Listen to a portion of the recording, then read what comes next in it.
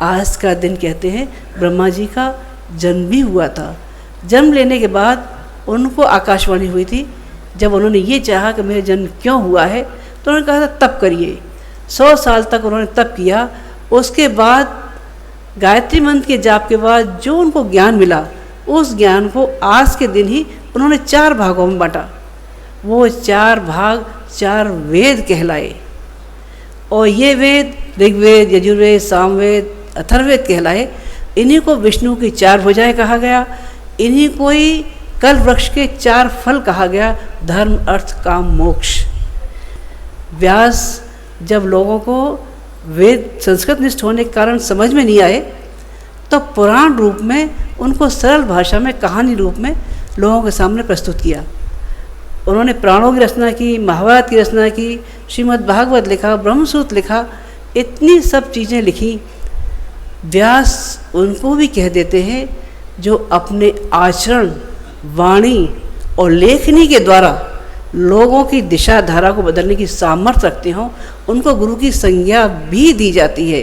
माँ के बाद दूसरा अर्थ, दूसरा स्थान माँ जैसा नहीं, माँ रूप नहीं, गुरु पूर्ण माँ है। माँ के रूप में गुरु है जो अपने शिष्य का उसी तरह से ख्याल रखती है जैसे एक माँ अपने बच्चे का रखती है। उस तरह के कुशल क्षेम का, उसके विकास हुआ कि नहीं हुआ, सब चीज़ उस माँ के ध्यान में रहती है।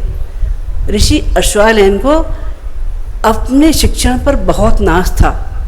उनको ये नाज था कि उनके जितने भी विद्यार्थी पढ़ाए हुए थे वो बड़े बड़ी जगहों पे थे। कोई सेनापति बना हुआ था, कोई मंत्री बना हुआ था, कोई पंचायत का था, कोई कहीं का था, कोई कहीं का था। बहुत गर्व से उनका मस्तक ऊंचा रहता था। एक दिन जब उन्होंने ये सुना कि उनका एक शिष्य देवव्रत डकैत बन गया है, लोगों ने शिकायत की। वो चाहे जिसको मार काट करता है, लूटता है, तंग करता है। ऋषि अश्वत्थामा की आंखें भर आई। उन्होंने सोचा शिष्य को रास्ते पर लाया जाए। वो चल दिए वहाँ से। लोगों ने बहुत कोशिश की, गुरुदेव आप वहाँ न जाएं, क्योंकि शिष्य अब रास्ते पर नहीं है, वो डकैत बन चुका है, मार काट करता है, किसको कब मार देगा कोई भरोसा नहीं। अश्वत्थामा जी ने बिल्कुल नहीं सुनी और चल दिए। अंधेरी रात थी, पानी बरस रहा था, ऋषिवर बढ़ते जाते थे। देवव्रत जो दस्यु बना हुआ था, उनने आवाज़ लगाई, राहगीर तुम कौन हो, वहीं रुक जाओ। वो नहीं रुके, आगे बढ़ते रहे।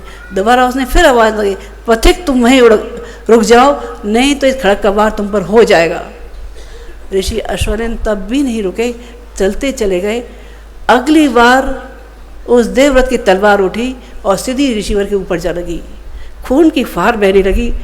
बिजली की रोशनी में जब मालूम पड़ा ऋषि अश्वत्थामा जमीन पर गिरे हैं, देवव्रत की आंखों से आंसू की धार बहने लगी। कहने लगे गुरुदेव मुझे ही बुला लिया होता। ऋषिवर कहने लगे बेटा तुम आज दस्यु बने हो, मेरे ही शिक्षण में कहीं कोई कमी रही होगी, इसकी सजा तो मुझे मिलनी ही थी। मुझे ये अनुमान नहीं था कि मेरे नाजों से पाला पुत्र, मेरे नाजों से पैदा हुआ मेरे शिष्य आज इस दिशा में चला जाएगा। उसी दिन देवव्रत ने संकल्प लिया, अपना दस्यु काम छोड़ के फिर से आश्रम आए और फिर अश्वत्थामा के दाएं बाएं हाथ बन के उन्होंने आश्रम का कार्यभार संभाला। गुरु जो होता है वो पूर्ण माँ की तरह से अपने बच्चे को संभालता है। अपनी सामर्थ्य, अपने शिक्षण का एक अंश, अपने तप का अंश अपने शिष्य को देता है। हमारे YouTube चैनल शांति कुंज वीडियो गायत्री परिवार को सब्सक्राइब करें एवं बेल